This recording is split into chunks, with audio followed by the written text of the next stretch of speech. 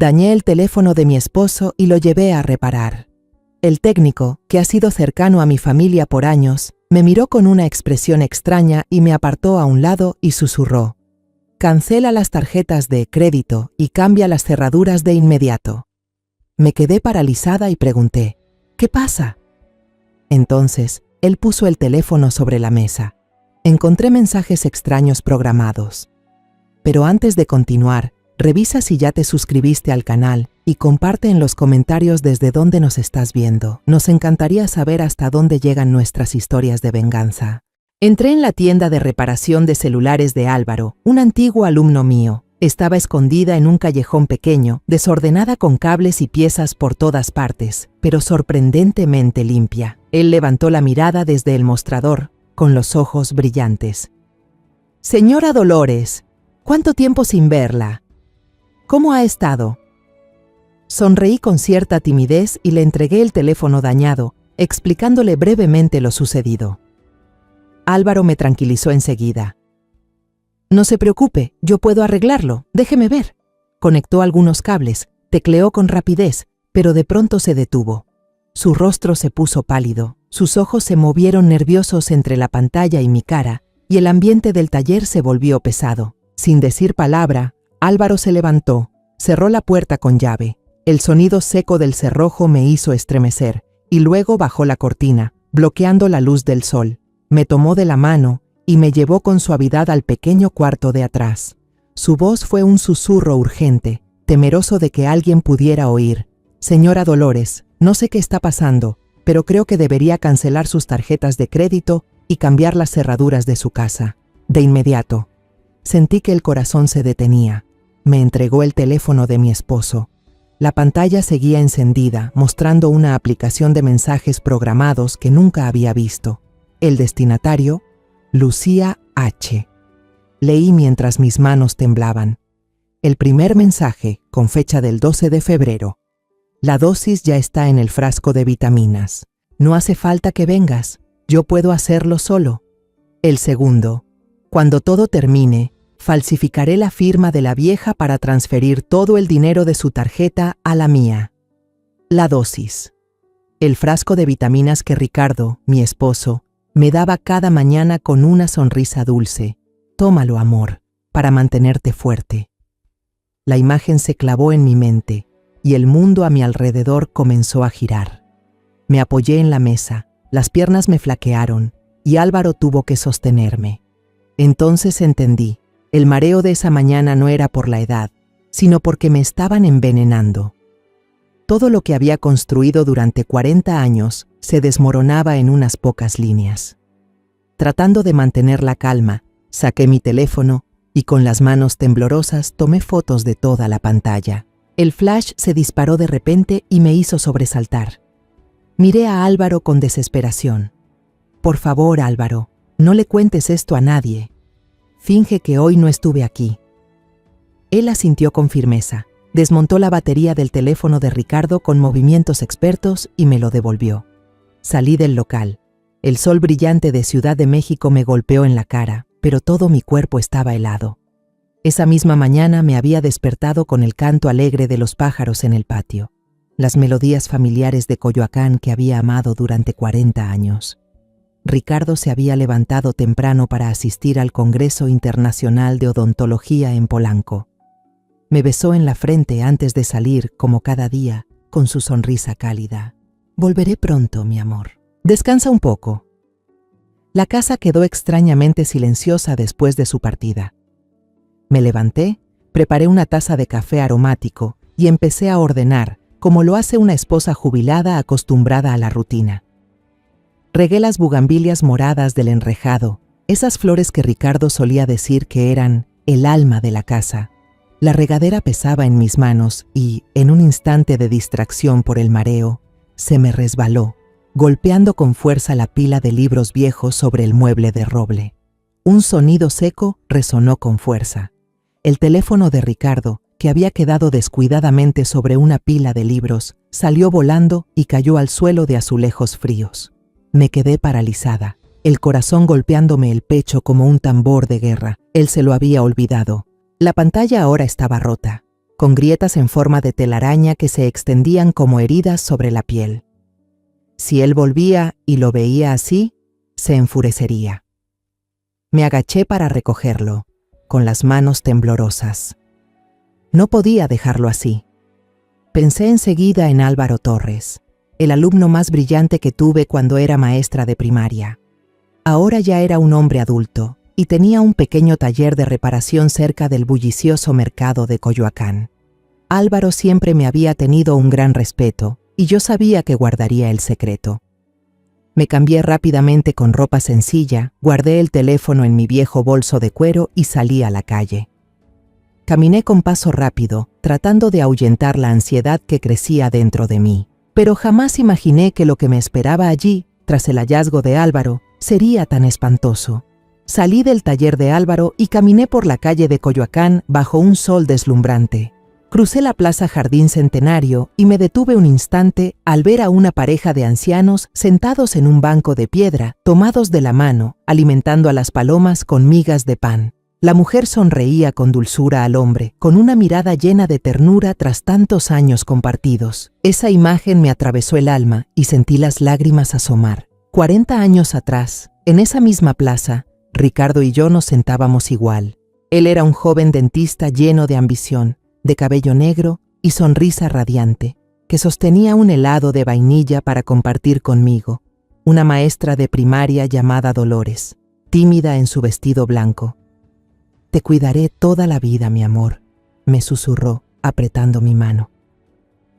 Doblé por otra calle, caminando más rápido para escapar de los recuerdos que me apretaban el pecho. Pasé frente a una pequeña farmacia, el letrero Farmacia Guadalupe, brillando bajo el sol, y de pronto los recuerdos regresaron con fuerza. Hace unos 6 meses, Ricardo comenzó a preocuparse por mi salud de una forma extraña. «Últimamente tu memoria no anda bien, Dolores», me decía con voz preocupada. «Déjame ocuparme, quiero estar seguro». Desde entonces, cada mañana él mismo me traía una pastilla de vitaminas de un frasco nuevo, junto con un vaso de agua, sonriendo con ternura. «Tómala para que estés fuerte». Ahora, un nudo amargo subía por mi garganta, con un sabor metálico. El cansancio constante, los dolores de cabeza como martillazos, los olvidos repentinos, yo lo había atribuido a la edad, a los años de trabajo en la escuela. Ricardo siempre lo desestimaba con una sonrisa. «Es la edad, mi amor, a todos nos pasa. Toma tus vitaminas, son las mejores, las traje de Estados Unidos». Pero ahora lo sabía. No era la edad. Era el veneno que me estaba consumiendo día a día. Aceleré el paso, casi corriendo, deseando llegar a casa para enfrentar la verdad terrible. La imagen de nuestra casa apareció ante mí. El hogar que habíamos construido con nuestros primeros ahorros. Ya no era un refugio, sino una trampa mortal. Entonces recordé un detalle extraño de hace aproximadamente un mes, tan nítido como si hubiera ocurrido ayer. Estaba en la cocina, bebiendo un vaso de agua de Jamaica bien fría. Apenas terminé, Ricardo entró, tomó el vaso de mis manos y lo miró fijamente, con una expresión extraña. De pronto, lo lanzó con fuerza al basurero. El vidrio se rompió en 1000 pedazos con un sonido agudo. Me sobresalté y pregunté: «¿Qué haces, Ricardo?». Él respondió tranquilo, con su tono cuidadoso de siempre: «El vaso estaba agrietado. No era seguro que bebieras de él. No quiero que te cortes los labios». En ese momento, me pareció un gesto de amor, de preocupación. Hoy lo entiendo. No temía que me cortara los labios. Temía dejar rastros del veneno en el vaso. Temía que descubriera su secreto más oscuro. Llegué a casa y me quedé paralizada frente al portón de hierro. Mis manos temblaban mientras metía la llave en la cerradura. El sonido seco del metal resonó en el silencio del ambiente. Empujé la puerta y entré al patio. Todo seguía igual, pero la paz había desaparecido, reemplazada por un miedo helado que se filtraba por cada rincón. Entré a la sala y me quedé de pie en medio de la casa que guardaba los recuerdos de 40 años. El hombre con quien había compartido mi vida, en quien confié más que en mí misma, me estaba matando poco a poco cada día.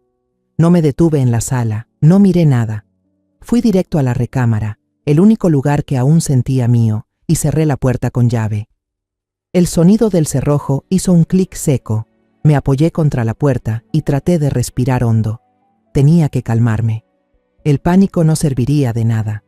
Lo primero que debía hacer era bloquear las tarjetas de crédito. Con las manos temblorosas, tomé el teléfono y busqué el número del banco Banamex. Los números parecían bailar ante mis ojos. Una voz automática, fría y monótona, me pidió presionar ciertas teclas para elegir el servicio. Mis dedos temblaban tanto que marqué mal 2 veces seguidas. Apreté los dientes, respiré profundo y marqué otra vez, despacio, con firmeza. Finalmente, una voz humana respondió al otro lado. Banamex, buenas tardes, ¿en qué puedo ayudarla? Hice un esfuerzo por sonar tranquila, sin temblores. Buenas tardes, empecé. Soy Dolores Vargas. Lamento molestar, pero creo que me acaban de robar la cartera en el mercado. Necesito bloquear de inmediato todas las tarjetas de crédito a mi nombre. La empleada sonó profesional. Lamento escuchar eso, señora Vargas. Tras unos segundos de silencio, volvió a hablar. Listo, señora. Todas sus tarjetas han sido canceladas. Puede acudir a la sucursal más cercana para solicitar unas nuevas. Colgué y solté un largo suspiro. Sentí como si me hubiera quitado un enorme peso de encima. Era el primer paso. Había cortado uno de los objetivos de ese hombre. Después, el frasco de vitaminas.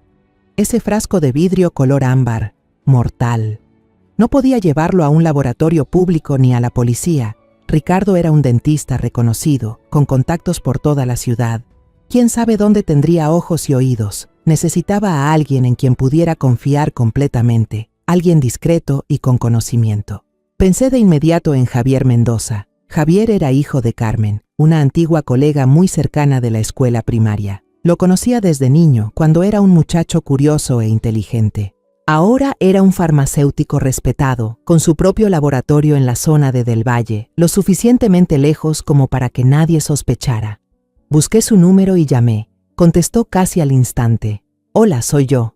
Con voz tranquila le conté todo. Javier, soy la señora Dolores. Te llamo para consultarte algo técnico. ¿Puede ser? Ricardo me compró unas vitaminas importadas de Estados Unidos, pero últimamente, cada vez que las tomo, me siento mal, cansada. ¿Podrías ayudarme a revisar si tienen algún componente extraño? ¿Algo que mi cuerpo no tolere? Javier aceptó de inmediato, con una voz llena de entusiasmo. Claro que sí, señora. No hay problema. Tráigame la muestra al laboratorio y la revisaré enseguida. Perfecto. Muchas gracias, hijo. Colgué el teléfono, con el corazón aún latiendo con fuerza. Abrí con cuidado la puerta del dormitorio y caminé de puntillas hacia la sala. El frasco seguía allí, quieto sobre la mesa. Lo tomé, estaba helado. Fui a la cocina, saqué una bolsita tipo zip que se usa para guardar comida. Vertí con cuidado la mitad de las cápsulas en la bolsa, la cerré bien y la escondí en el compartimiento más profundo de mi bolso. El frasco de vitaminas lo dejé de nuevo en su sitio, como si nada hubiera pasado. Tomé un taxi hacia la zona de Del Valle. No fui directamente a la farmacia de Javier. En lugar de eso, lo llamé y quedamos en vernos en una pequeña cafetería frente al local. Elegimos una mesa apartada en un rincón. Después de unas palabras de cortesía, cuando nadie miraba, le pasé discretamente la bolsita bajo la mesa. Javier la tomó. Su rostro seguía sonriendo, pero en sus ojos apareció una seriedad distinta al notar mi tensión. La guardó en el bolsillo de su chaqueta. No se preocupe. A más tardar mañana en la mañana tendrá el resultado. La llamaré en cuanto lo tenga. Esa noche fue la más larga de mi vida. Casi no dormí. Cada ruido en la casa, el crujido del piso de madera, el silbido del viento en la ventana, me hacía estremecer. Ricardo llegó a casa, tan amable y atento como siempre. Incluso trajo una caja de pasteles y se sentó a mi lado, preguntándome si había tomado las vitaminas. Se me hizo un nudo en la garganta, pero forcé una sonrisa. Sí, las tomé, pero hoy me sentí un poco mareada. Tal vez no me cayeron bien. Quizá mañana deje de tomarlas un día, a ver qué pasa. Él solo asintió, sin sospechar nada. Está bien, mañana lo reviso. Esa frase, que antes me sonaba cariñosa, Ahora me heló la sangre. A la mañana siguiente, traté de mantener mi rutina habitual. Salí al patio a regar las plantas, pero no podía dejar de pensar en la llamada de Javier. Entonces el teléfono, guardado en el bolsillo de mi delantal, vibró. Era Javier. Mi corazón casi se me salió del pecho. Corrí al cobertizo del jardín y cerré la puerta de golpe. Tomé aire profundamente antes de contestar. ¿Hola? Del otro lado hubo unos segundos de silencio, y luego la voz temblorosa de Javier, sin su habitual confianza. «Señora Dolores, ¿está sola?» «Sí», susurré con voz ronca. «Señora, por favor mantenga la calma. Ya analicé las cápsulas, no son vitaminas. En cada cápsula, en cada una hay una pequeña cantidad de arsénico». Sentí un zumbido en los oídos. Ya no escuchaba nada más. Arsénico. Veneno incoloro, inodoro e insípido. El arma perfecta de los cobardes. La voz de Javier continuó al teléfono, asustada y apurada, como si él mismo no creyera lo que había encontrado. La dosis es baja, no suficiente para matar de inmediato, pero si se toma durante mucho tiempo, se acumula, destruye los órganos, causa agotamiento nervioso y finalmente la muerte, que parece causada por una enfermedad propia de la edad. Señora Dolores, ¿quién le dio esto? No pude responder, ni siquiera hacía falta. Todas las piezas encajaron de forma cruel. Los dolores de cabeza, la confusión, las náuseas, el cansancio. Nada de eso era por la edad. Era porque el hombre con quien compartí mi vida durante 40 años me estaba envenenando, poco a poco, cada día. Colgué el teléfono. El aparato se me resbaló de las manos y cayó al suelo. Me dejé caer en el piso del almacén, frío como el mármol. El impacto inicial pasó, dejando un vacío helado dentro de mí. En ese instante, la parte débil y dolida de mí pareció morir. En su lugar, algo nuevo nació, una determinación de hierro, fría y firme. Si él tenía un plan, yo también tendría el mío. Me levanté, sacudí el polvo de mi vestido y salí del almacén con una calma que hasta a mí me sorprendió.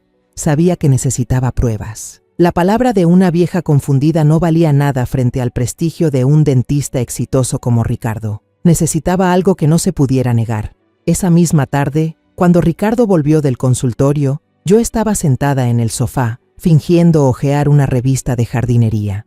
Levanté la vista, le sonreí, una sonrisa que había practicado frente al espejo del baño. «Hola, ¿ya volviste?» «Ya estoy aquí», respondió, aflojándose la corbata. «¿Cómo te sientes hoy?» «Un poco mejor», mentí. Estaba pensando que últimamente el clima se ha puesto más fresco y quería comprar un poco de estambre. «Quiero tejerte un suéter nuevo para el invierno». Era una excusa perfecta, algo muy propio de Dolores, la esposa dedicada que él conocía, siempre ocupada con cosas del hogar. Él sonrió, satisfecho. «Perfecto, ve con cuidado. Compra el color azul marino que me gusta». No sospechó nada. Para él, yo seguía siendo la esposa mayor, inofensiva y predecible. Pero en lugar de ir a la tienda de estambres en el Zócalo, tomé un taxi directo a la Plaza de la Tecnología. Busqué un pequeño puesto escondido en una esquina donde vendían toda clase de aparatos electrónicos extraños cuyos nombres ni siquiera conocía. Me acerqué al vendedor, un joven con gafas, y bajé la voz. «Hola, quiero la cámara oculta más pequeña que tengas». Él me miró, sorprendido de ver a una señora vestida con sencillez pidiendo algo así, pero enseguida sacó una cajita. Dentro había un dispositivo que parecía un cargador negro de teléfono. «Este es el más discreto, señora. Solo tiene que enchufarlo y funciona. La lente es ese puntito diminuto aquí», dijo señalando un orificio casi invisible. «Graba por varias horas y guarda todo en una tarjeta de memoria. La calidad es muy buena. Era perfecto». Pregunté el precio y, sin regatear, saqué dinero en efectivo. No quería dejar rastro en mi tarjeta. Guardé la cajita en mi bolso y me fui tan rápido como llegué. De vuelta en casa, tuve que esperar. Esperar a que Ricardo terminara de cenar y se encerrara en su despacho, como de costumbre, para leer sus artículos médicos. Ese era mi momento. Fui a la cocina, con el corazón latiendo con fuerza. En el estante de madera sobre la barra, tenía una colección de cerámica Talavera. Mis ojos recorrieron los platos, las tazas, hasta detenerse en un florero azul, con un diseño intrincado y enredado de hojas y ramas. Tomé con cuidado el florero y coloqué con destreza la diminuta cámara dentro, dejando que solo el lente, tan pequeño como la cabeza de un alfiler, asomara entre los dibujos de hojas verdes oscuras. Volví a poner el florero en su lugar. Desde ese ángulo podía ver toda el área donde Ricardo solía preparar el jugo de naranja o el té de hierbas para mí cada noche. Las 3 noches siguientes fueron una batalla de nervios insoportable. Tenía que vivir con el enemigo, comer en la misma mesa, dormir en la misma cama y encontrar la manera de rechazar sus atenciones sin levantar sospechas. La primera noche, después de cenar, él entró a la cocina y trajo una taza de té de manzanilla humeante. «Para que duermas bien, mi amor», dijo, dejando la taza sobre la mesa. Le sonreí agradecida, pero cuando se dio la vuelta para tomar un libro, mi mano, accidentalmente, golpeó la taza. Se cayó al piso y el té se derramó por todas partes. Me levanté de inmediato, disculpándome una y otra vez. «Ay, no. Perdón, soy tan torpe». Corrí a limpiar mientras mi corazón latía con fuerza. Él solo suspiró, algo molesto, pero no dijo nada. La segunda noche trajo un vaso de jugo de naranja. «Anoche no pudiste dormir sin tu té. Hoy toma esto, te hará bien por las vitaminas». Me llevé la mano a la boca, fingiendo toser con fuerza. Intenté hacer que mi voz sonara ronca. «Gracias, pero me duele mucho la garganta hoy. Si tomo jugo, me va a arder. Mejor mañana, ¿sí?» Me miró por un momento y luego asintió, llevándose el vaso. La tercera noche supe que no podía seguir rechazando. Podría sospechar. Esta vez debía actuar antes. Mientras él estaba en la cocina, escuché el sonido del exprimidor y aproveché para tomar un vaso de agua en mi habitación y beber casi todo. Cuando trajo el jugo, levanté mi vaso vacío como prueba y sonreí. «Ay, acabo de tomar un vaso de agua, tenía tanta sed que no pude esperar». Esta vez noté que frunció ligeramente el ceño. Muy leve, pero lo noté. No dijo nada, simplemente volvió a la cocina y vació el jugo en el fregadero. A la mañana siguiente, cuando Ricardo ya se había ido en su coche rumbo al consultorio, corrí a la cocina y saqué la cámara del florero. Mi corazón latía con fuerza. Era el momento decisivo. Fui al estudio y cerré la puerta con llave. Inserté la tarjeta de memoria en mi vieja laptop. Aparecieron varios archivos de video ordenados por fecha y hora. Hice clic en la grabación de la segunda noche, aquella en que él preparó el jugo, y avancé rápidamente las partes donde no había nadie en la cocina. Y entonces lo vi. Ricardo estaba de espaldas a la cámara, pero todos sus movimientos se reflejaban claramente en el vidrio del mueble de cocina. Miró por la ventana, luego hacia la sala para asegurarse de que no lo viera. Sacó del bolsillo un pequeño sobre de plástico con un polvo blanco. La mano de un dentista, una mano que solía ser precisa y firme, ahora espolvoreaba con cuidado aquel polvo mortal dentro del vaso de jugo. Revolvió suavemente con una cucharita, procurando no hacer ruido. Luego enjuagó la cuchara bajo el grifo, la secó y la colocó de nuevo en el cajón. Todos sus movimientos eran tranquilos, decididos y de una familiaridad aterradora. Copié ese video en una memoria USB aparte. Tenía que guardarla en un lugar seguro. Mis ojos recorrieron la estantería. Saqué 100 años de soledad de Márquez, mi libro de cabecera, y escondí la USB entre sus páginas. Esa noche, cuando Ricardo volvió a servirme un vaso de agua y me dijo: «Dolores, tómalo, amor», pude sonreírle y responder: «No tengo sed todavía, déjalo ahí para más tarde». La sonrisa seguía en mis labios, pero por dentro estaba helada. Sabía que ya tenía la primera prueba. La verdadera batalla había comenzado. Pero el video solo respondía a la pregunta ¿cómo?, no a la pregunta ¿por qué? El nombre Lucía H. en el teléfono aquel día me perseguía día y noche. Sabía que había llegado a mi límite. Solo era una maestra jubilada. Podía ser astuta en mi propia casa, pero para enfrentarme al mundo exterior y a sus intrigas necesitaba un experto. No podía hacerlo sola. En medio del desconcierto, Recordé al señor Serrano, un abogado anciano, viejo amigo de mi padre. Hacía años que no teníamos contacto, pero en ese momento era mi única esperanza. Reuní todo mi valor, busqué el número de su oficina y llamé. Una voz familiar, aunque más envejecida, respondió al otro lado de la línea. No le conté los detalles, solo dije: «Señor Serrano, soy Dolores, la hija del señor Vargas. Tengo un asunto familiar muy delicado y necesito ayuda. ¿Podría recomendarme a un detective privado de confianza?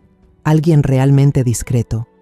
El señor Serrano guardó silencio un momento, luego dijo: «Conozco a alguien.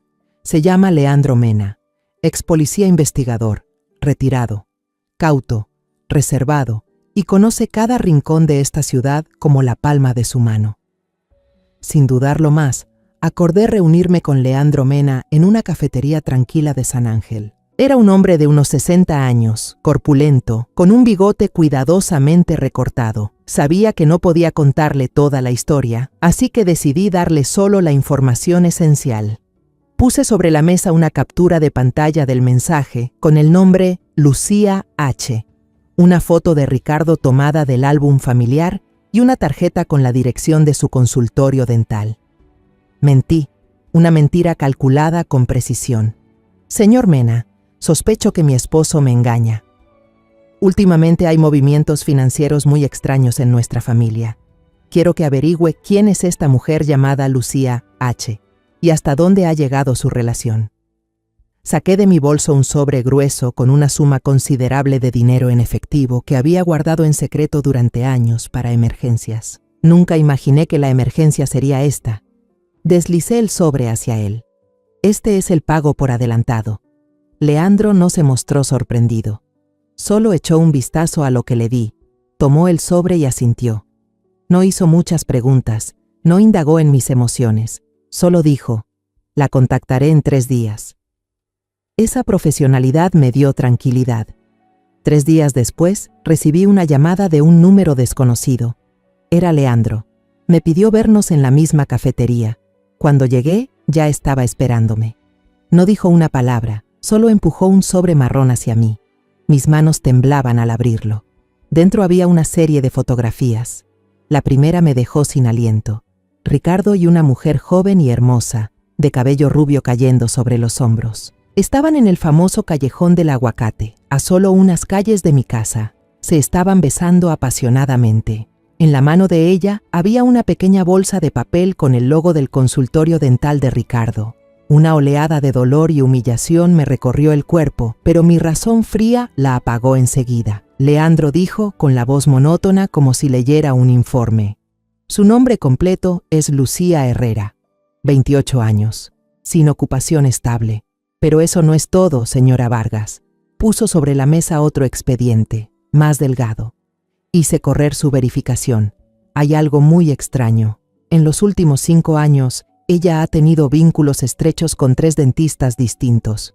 Uno en Puebla, uno en Mérida y uno en León. Leandro pasó las páginas. Cada página era el obituario de un hombre. El doctor Eladio Peña, el doctor Benjamín Ríos, el doctor Mateo Solís. Leyó sus nombres. Los 3 murieron de forma repentina. A uno le diagnosticaron un derrame, a los otros 2 insuficiencia cardíaca. Todos eran adinerados, y poco antes de morir, cada uno transfirió una gran parte de su patrimonio a sus nuevos socios comerciales. Lucía Herrera es el único nexo común, pero ella siempre desaparecía sin dejar rastro justo después de sus muertes. Se me heló la espalda. Miré los rostros en los obituarios. Todos tenían la edad de Ricardo, todos parecían exitosos. Levanté la vista hacia Leandro. Mi voz ahora era decidida y fría.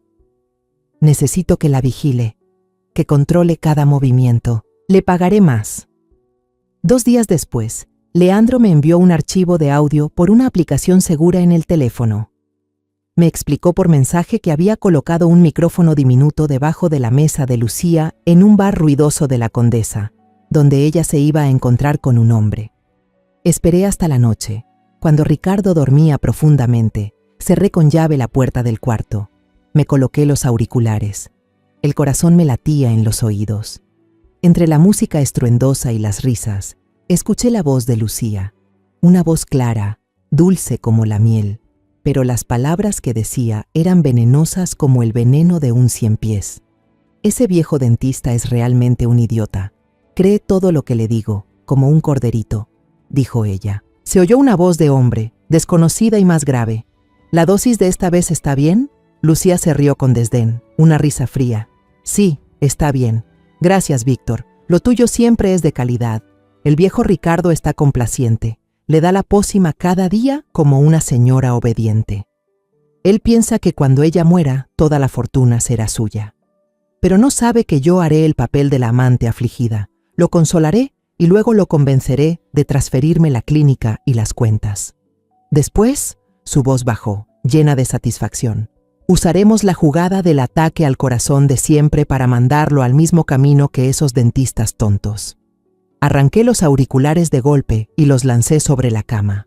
La verdad se expuso de forma cruda y más aterradora de lo que había imaginado. Ricardo, a quien yo creía el instigador, a quien había odiado por tramar matarme, resultó ser solo un peón. Un hombre viejo, tonto y ciego por la belleza, una víctima más ya preparada en el tablero mortal de Lucía Herrera. Esa noche no dormí. Me quedé sentada en la oscuridad del dormitorio, escuchando la respiración tranquila de Ricardo a mi lado, el aliento de un asesino y también el de una víctima en potencia. El odio dentro de mí se había enfriado, dando paso a una sensación que me erizaba la piel. Este juego era mucho peor de lo que imaginé. Ya no se trataba solo de mi familia. Era una red de muerte, y yo tenía en mis manos el hilo para desatarlo todo. En cuanto amaneció, antes de que Ricardo despertara, me levanté en silencio. No podía esperar ni un segundo más. Fui al estudio, donde había guardado las piezas de la pesadilla. Las coloqué todas sobre la mesa de roble, bajo la luz amarillenta de la lámpara. Primero, la captura de pantalla de los mensajes en el teléfono roto. Luego, el informe de laboratorio de Javier. La palabra arsénico estaba rodeada con un marcador rojo, destacando como una mancha de sangre sobre el papel blanco. Después, la pequeña memoria USB, helada en la palma de mi mano. Contenía la imagen de la traición más absoluta. Mi esposo de 40 años, tranquilamente vertiendo veneno en un vaso de jugo de naranja.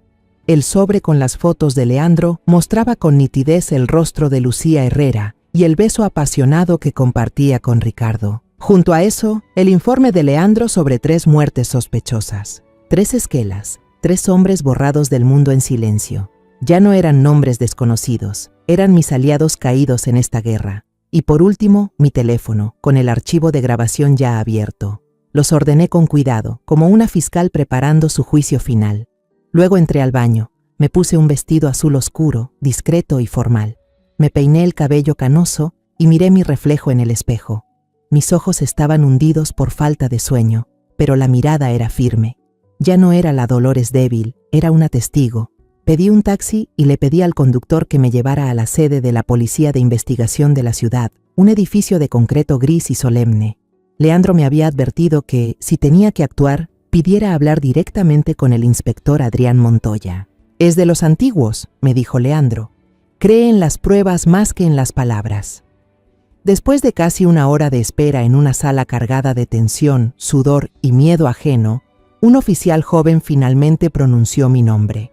Me condujeron a una oficina pequeña, desordenada y llena de montones de papeles. El inspector Montoya era un hombre mayor, con un bigote espeso y ojos cansados pero agudos.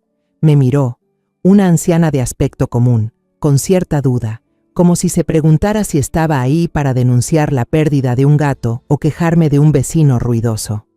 «Siéntese, señora Vargas», dijo con voz un poco fatigada. «¿Qué desea reportar?» No hablé mucho. Las palabras eran innecesarias.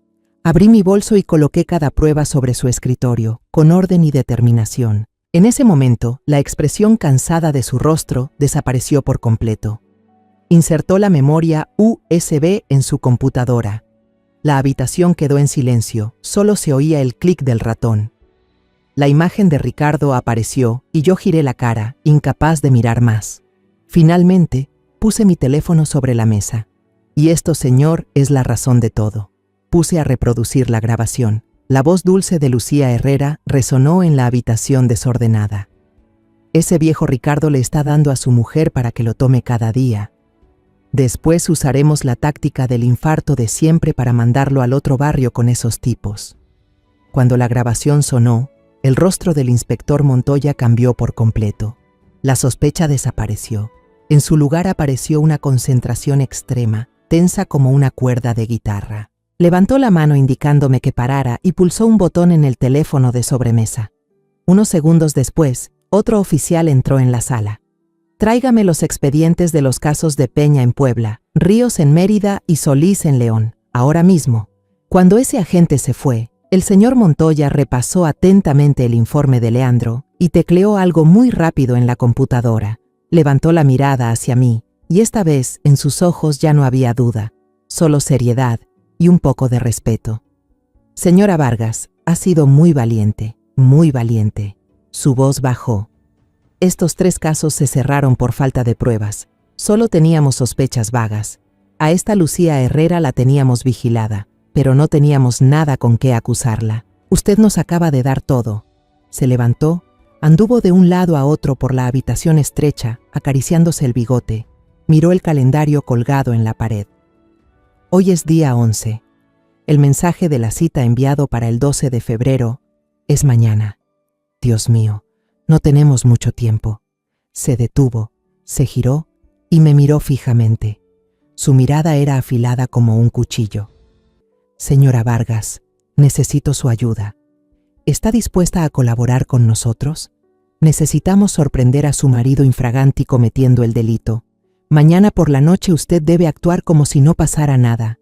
Tome esa pastilla de vitamina y reciba el vaso de agua de él. No necesita tragársela, solo sostenerla. Nosotros estaremos justo afuera. Entraremos en cuanto usted dé la señal. Mi corazón latía desbocado en el pecho. Volver a esa casa, enfrentar a Ricardo, representar una obra cuando mi vida pendía de un hilo. Pero miré el montón de expedientes sobre la mesa. Pensé en los 3 hombres que habían muerto y pensé en mí misma. Asentí, mi voz más firme de lo que imaginaba. Acepto. Comprendí que esta guerra ya no era solo mía. No solo me enfrentaba a un marido infiel y a una amante cruel. Me enfrentaba a una red criminal profesional y despiadada.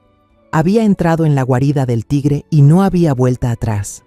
Regresé a casa esa tarde con el ánimo pesado, pero con una extraña determinación.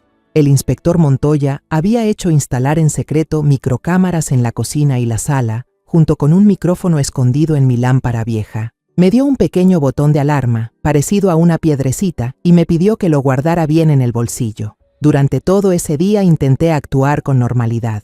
Fui al jardín a podar unas rosas, entré a la cocina a preparar el mole poblano que a Ricardo le encantaba. El olor a chocolate, chile y especias picantes se extendía por toda la casa, un aroma de reunión familiar, pero hoy llevaba un significado mortal. Ricardo llegó a casa alrededor de las 7 de la noche, con un ramo de lirios blancos en la mano. Sonrió, me los ofreció y dijo: «Para ti, mi vida». El dulce aroma de las flores me revolvió el estómago. Eran las flores que se usan en los funerales. Cenamos en silencio. Intenté comer un par de bocados, pero tenía la garganta cerrada. Ricardo parecía no darse cuenta, o estaba demasiado absorto en sus propios planes. Me habló del Congreso de Odontología, de cómo sus colegas lo habían admirado. Después de la cena, dijo con una voz cargada de falsa ternura: «Te ves cansada, Dolores. Déjame prepararte un jugo de naranja para que te sientas mejor». Esa era la señal. Sentí que el corazón se me detenía por un segundo. Asentí, forzando una sonrisa. «Gracias». Me senté en el sofá de la sala fingiendo leer un libro, aunque mis ojos no podían concentrarse en las letras. En el bolsillo de mi bata apretaba con fuerza la pequeña piedra de alarma. A través de la rendija de la puerta, veía su sombra moverse en la cocina. Escuché el sonido de la licuadora y luego el tintinear de un vaso. Silencio. Sabía que era el momento. En mi mente aparecía la escena del video, su mano esparciendo aquel polvo blanco mortal en la bebida. Minutos después, salió con un vaso de jugo de naranja de color dorado. La luz del salón se reflejaba en el líquido. haciéndolo parecer hermoso y puro. Aquí tienes, Dolores. Bébelo, te hará bien. Colocó el vaso sobre la mesa frente a mí. Lo miré a los ojos, buscando un atisbo de arrepentimiento, una duda, pero no había nada, solo frialdad y una satisfacción cruel, cuidadosamente disimulada. Respiré hondo. Con la mano temblorosa, me incliné hacia el vaso helado. Justo cuando mis dedos estaban a punto de levantarlo, presioné con fuerza la piedra dentro del bolsillo. De inmediato, la puerta principal se abrió de golpe. «Policía, nadie se mueva». El inspector Montoya y 3 agentes vestidos de civil irrumpieron. Ricardo se quedó paralizado. Su rostro pasó de la sorpresa al terror. El vaso de jugo tembló en su mano. Uno de los agentes se abalanzó sobre él y le colocó las esposas. Ricardo no se resistió, solo tartamudeó. ¿Qué está pasando? Tiene que ser un error. El inspector Montoya no respondió. Solo indicó a otro agente que asegurara el vaso de jugo y el pequeño frasco de polvo blanco que encontraron en el bolsillo de su abrigo. Cuando lo escoltaron frente a mí, Ricardo me miró. En esa mirada ya no había falsedad, solo odio y desconcierto por haber sido traicionado. Apenas la puerta se cerró, sonó el teléfono del inspector Montoya. Contestó, luego se volvió hacia mí y asintió. «Hemos detenido a Lucía Herrera y a su cómplice, Víctor Ortega, en un departamento rentado en Polanco. Estaban a punto de celebrar. Me dejé caer en el sofá, temblando. Todo había terminado. Días después, la tormenta había pasado. El caos de los interrogatorios, las patrullas y los vecinos curiosos finalmente se disipó. Mi casa quedó en silencio, un silencio aterrador, pesado y vacío, como una tumba decorada con flores. Todos los sonidos habituales de Ricardo se habían ido. Solo quedaba el eco de 40 años de engaños. Lo primero que hice fue llamar a un cerrajero para cambiar todas las cerraduras. Cuando insertó la nueva llave y escuché el clic final, sonó firme, como una declaración del comienzo de un nuevo límite. Él ya no tenía derecho a entrar aquí nunca más. Al día siguiente, Álvaro llegó. No dijo mucho, solo trajo unas pilas de cajas de cartón vacías. «Vine a ayudarla», dijo con sencillez. Entramos juntos al despacho de Ricardo. La habitación todavía conservaba el olor a su perfume y a tabaco. Empezamos a empacar todo: los gruesos libros de medicina, los diplomas con marcos dorados, los recuerdos de sus viajes a congresos. Cada objeto era una mentira. Trabajé de manera mecánica, sin emociones, empaquetando la vida de ese hombre y sellándola con cinta adhesiva. Álvaro trabajó en silencio conmigo. Su presencia era un consuelo silencioso, una prueba de que la bondad todavía existía en el mundo. Unos días después, el inspector Montoya vino a visitarme. No llevaba uniforme de policía, solo una camisa sencilla. Parecía más un vecino amable que venía a dar el pésame que un agente de la ley. Traía una tetera con té de manzanilla todavía caliente y un expediente grueso. Nos sentamos en el patio, bajo la bugambilia morada, donde Ricardo solía decir que representaba la fidelidad. ¡Qué ironía tan amarga! El inspector Montoya me sirvió té y colocó el expediente sobre la mesa. Reabrimos 3 casos antiguos basados en la información que usted nos proporcionó, señora Vargas. Abrió la primera página del expediente. Era una foto de un hombre de mediana edad, con lentes y una sonrisa amable. Su cabello ya tenía canas, sus ojos transmitían confianza. El doctor Eladio Peña, de Puebla, murió de un derrame cerebral hace 3 años. Pasó a la siguiente página. Otro hombre, un poco más joven, de piel bronceada por el sol del mar, sonriendo con alegría. El doctor Benjamín Ríos, de Mérida. Diagnóstico: insuficiencia cardíaca aguda, hace 2 años. La última página. El rostro de un hombre de aspecto serio, marcado por la dureza. El doctor Mateo Solís, de León. También insuficiencia cardíaca, hace solo 1 año. 3 rostros, 3 vidas, 3 familias destruidas sin saber por qué. El inspector Montoya habló con voz grave, llena de seriedad. Con las pruebas que usted nos entregó, el tribunal autorizó la exhumación y nuevos análisis. Los resultados llegaron esta mañana. En los 3 cuerpos se hallaron rastros de arsénico acumulado durante largo tiempo en los tejidos internos. El tipo de veneno coincide exactamente con el que se encontró en su vaso de jugo de naranja.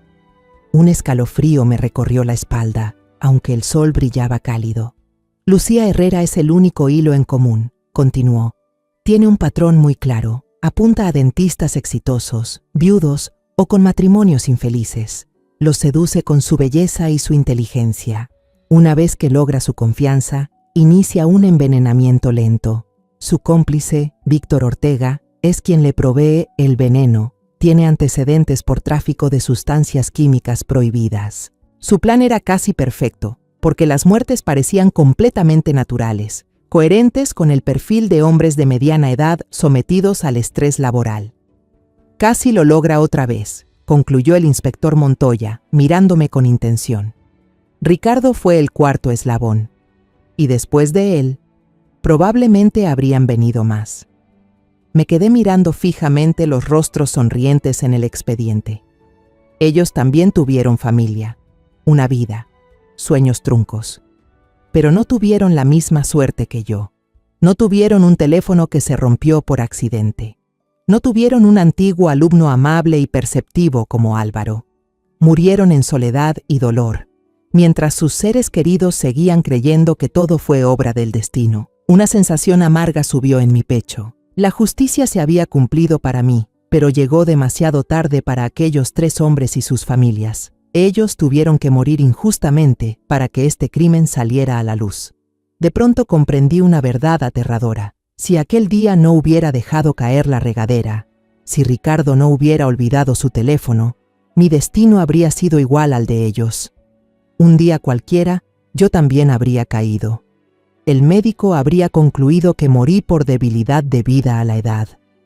Ricardo habría interpretado el papel del esposo desconsolado y luego él también se habría convertido en otra fotografía más en la colección de Lucía Herrera. Y yo, Dolores Vargas, solo habría sido un nombre más dentro de un expediente olvidado, archivado con la frase «sin signos de delito». Le agradecí al inspector Montoya por haberme contado todo. Cuando él se fue, me quedé sola en el patio. La tarde se desvanecía, la luz del sol se apagaba poco a poco. Miré hacia la esquina del jardín, donde ayer arranqué los lirios blancos que Ricardo había plantado. En su lugar, sembré pequeños crisantemos blancos. Siempre he amado esas flores, pero Ricardo solía decir que eran vulgares. Ahora puedo plantar lo que quiera. Los diminutos capullos blancos comenzaban a abrirse. 6 meses después, llegó el día del destino. El juicio se celebró en el Tribunal Penal de Ciudad de México, un edificio imponente y frío, donde la verdad se desmenuza bajo la luz de la justicia. La prensa bautizó el caso con un nombre dramático: El caso de la viuda negra de la odontología. Ese título apareció en todos los periódicos, convirtiendo mi dolorosa historia personal en una tragedia nacional. La sala del tribunal, amplia y solemne, se volvió sofocante, llena de gente. El aire estaba cargado de sufrimiento, curiosidad y ansias de justicia. Vi rostros desconocidos de periodistas, cámaras listas en las manos. Vi a los curiosos, ansiosos por presenciar una tragedia.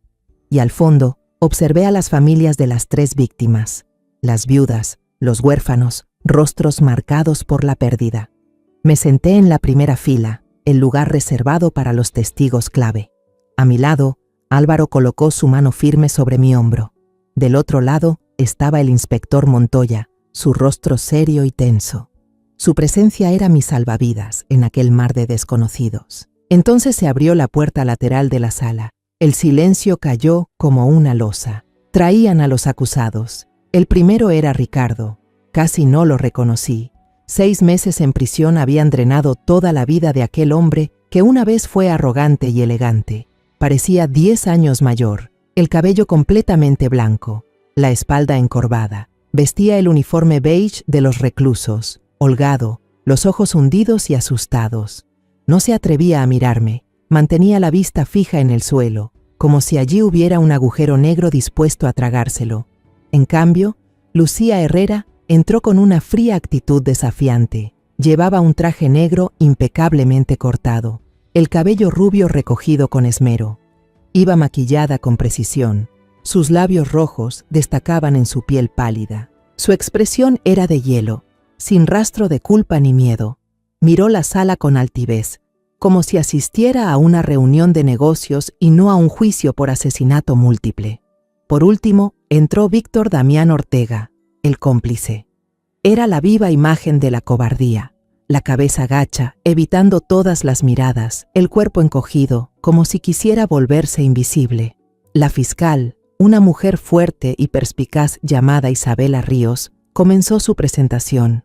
Su voz era firme, clara y resonaba por toda la sala del tribunal. Empezó mostrando en una gran pantalla las imágenes de las 3 víctimas fallecidas: el doctor Peña, el doctor Ríos y el doctor Solís. Todos sonreían en las fotos. Las sonrisas de hombres exitosos, felices, que no sabían que la muerte los acechaba. Ella relató sus vidas, sus familias, sus carreras, sus contribuciones a la comunidad, antes de que la sombra llamada Lucía Herrera entrara en sus vidas. En las filas del fondo, escuché algunos sollozos ahogados.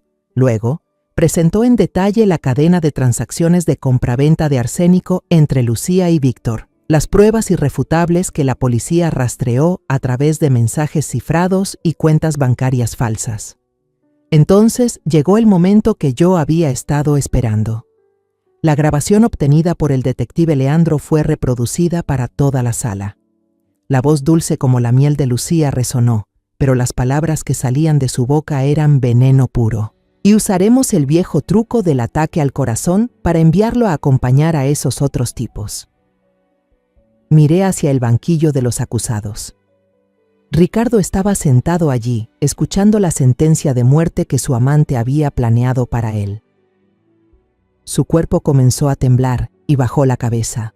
Los hombros le temblaban con fuerza. Finalmente, ese hombre estúpido entendió que solo era un peón, un instrumento de asesinato que sería descartado después. No terminó ahí. Se proyectó el video que yo había grabado en la cocina, mostrando a Ricardo echando con calma el polvo venenoso en un vaso de jugo de naranja. Toda la sala estalló en murmullos de repulsión. Cerré los ojos y apreté las manos con fuerza. No necesitaba ver esa escena otra vez. Ya estaba grabada para siempre en mi mente. Por último, se mostró el video grabado por las cámaras de la policía la noche del arresto. El momento en que la puerta fue derribada y Ricardo fue sorprendido con el vaso envenenado en la mano. Era una prueba viva e irrefutable. Cuando llegó mi turno de testificar, subí al estrado con calma. Respiré hondo y miré directamente al jurado. Esos hombres y mujeres que tenían en sus manos el destino de quienes destruyeron mi vida. Conté los 40 años de nuestro matrimonio, desde los días felices hasta los cambios fríos de Ricardo. Hablé de los síntomas, de la confusión mental y del instante aterrador en que descubrí la verdad en la tienda de Álvaro. No miré a Ricardo, ni una sola vez. Él ya no existía en mi mundo. El abogado de Lucía intentó una débil defensa, argumentando que ella era una víctima manipulada por Ricardo, un hombre mayor y poderoso. Pero la fiscal Ríos destruyó ese argumento con una sola pregunta. ¿Y los 3 doctores que murieron antes, abogado, también manipularon a su clienta? Tras varios días de juicio, finalmente llegó el momento de la sentencia. El juez, un hombre de rostro severo, leyó el veredicto con voz solemne. Lucía Herrera, la autora intelectual, fue declarada culpable de 4 cargos de homicidio en primer grado, incluyendo el intento de asesinato de Ricardo y de mí. La condena: 60 años de prisión sin posibilidad de libertad condicional. Al escuchar la sentencia, ella no mostró la menor expresión. Víctor Damián Ortega, cómplice que suministró el veneno, recibió una condena de 30 años de prisión.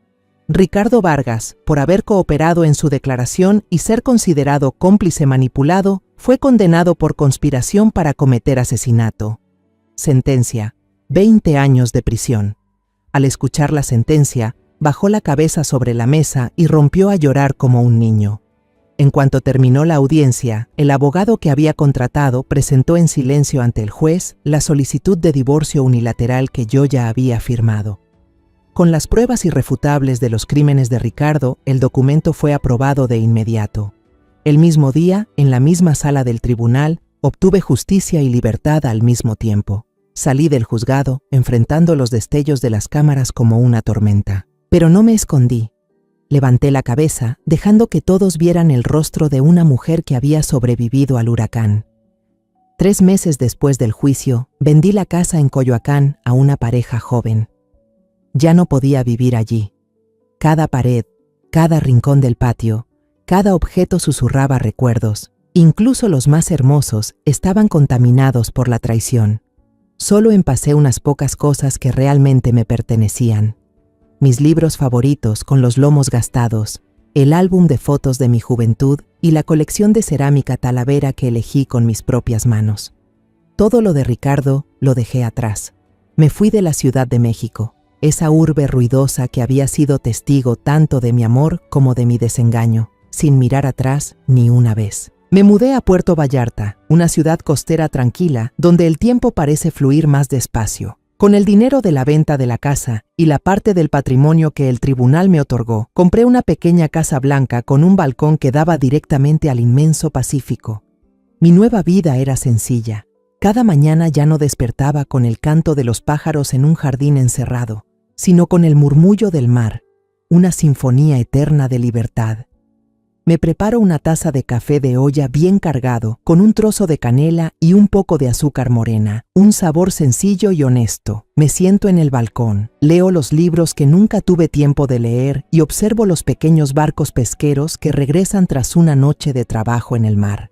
Nadie me juzga, nadie me vigila, solo estoy yo y el océano. Lo primero que hice al instalarme fue renovar el pequeño jardín frente a la casa. El terreno estaba árido, con apenas unas cuantas hierbas salvajes.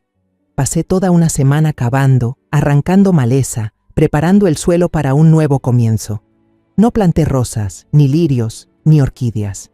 Solo planté una especie, crisantemos blancos, decenas de pequeñas flores blancas, sencillas y puras. Recuerdo que Ricardo solía burlarse de esta flor, pero para mí, los crisantemos blancos significan algo completamente distinto. Son flores de pureza, de nuevos comienzos, de serenidad y resistencia. Ahora, en mi propio jardín, nadie critica mis gustos. Podría sembrar un mar entero de crisantemos si quisiera. Los planté no para desafiar los recuerdos de él, sino porque realmente quiero recuperar la paz, rodearme de esa belleza simple y sincera que siempre anhelé. Una tarde, mientras regaba las plantas con calma, el cartero me trajo una carta. La letra familiar en el sobre hizo que mi corazón se sintiera cálido. Era una carta de Álvaro. Me senté en la silla de mimbre del porche y la abrí con cuidado. Él contaba que después del juicio, su tienda de repente se volvió famosa y ahora estaba llena de clientes. Escribió: «Todos me llaman héroe, pero yo sé que la verdadera heroína es usted, doña Dolores». Decía que aún esperaba poder visitar algún día mi nuevo jardín. En la carta venía una foto del mercado de Coyoacán, lleno de colores, compuestos de frutas y artesanías. Miré la foto y por primera vez pude mirar una parte de mi pasado sin sentir dolor. Esta mañana, al salir al jardín, ocurrió algo maravilloso. Los primeros capullos de margaritas habían florecido. Decenas de flores blancas, puras, con centros amarillos brillantes, se mecían con la brisa salada del mar.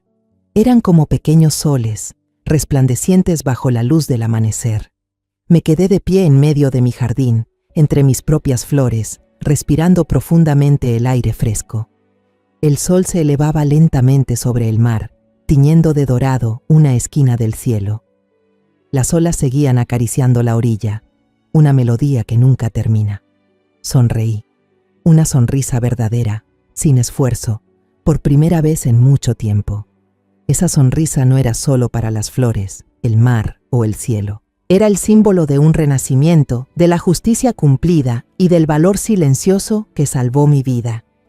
Después de todo lo vivido, comprendí que la vida siempre tiene giros oscuros, donde la confianza es traicionada y el amor usado. Pero incluso en esa oscuridad, uno puede encontrar la luz si se atreve a mirar la verdad de frente. Ya no soy la mujer débil que se escondía detrás de su esposo, creyendo que ser amable bastaba para ser amada. Aprendí que la bondad solo tiene sentido cuando va acompañada de lucidez y que el perdón solo vale cuando nace de la fuerza y no del miedo. Quiero que todos, especialmente las mujeres que han dedicado su vida a los demás, recuerden esto. Nunca es demasiado tarde para protegernos, para levantarnos y reescribir la historia de nuestra vida. Porque a veces, la justicia no viene de los tribunales, sino del momento en que decidimos no permitir que nadie nos destruya una vez más. La historia que acabas de escuchar ha cambiado los nombres y lugares para proteger la identidad de las personas involucradas. No la contamos para juzgar, sino con la esperanza de que alguien escuche y se detenga a reflexionar. ¿Cuántas madres sufren en silencio dentro de su propio hogar? En verdad me pregunto, si tú estuvieras en mi lugar, ¿qué harías? ¿Elegirías callar para mantener la paz? ¿O te atreverías a enfrentarlo todo para recuperar tu voz? Quiero saber tu opinión, porque cada historia puede convertirse en una vela que ilumine el camino de otro. Dios siempre bendice, y estoy segura de que el valor nos llevará a días mejores. Por ahora, en la pantalla final dejaré 2 de las historias más queridas del canal. Estoy segura de que te sorprenderán. Gracias por quedarte conmigo hasta este momento.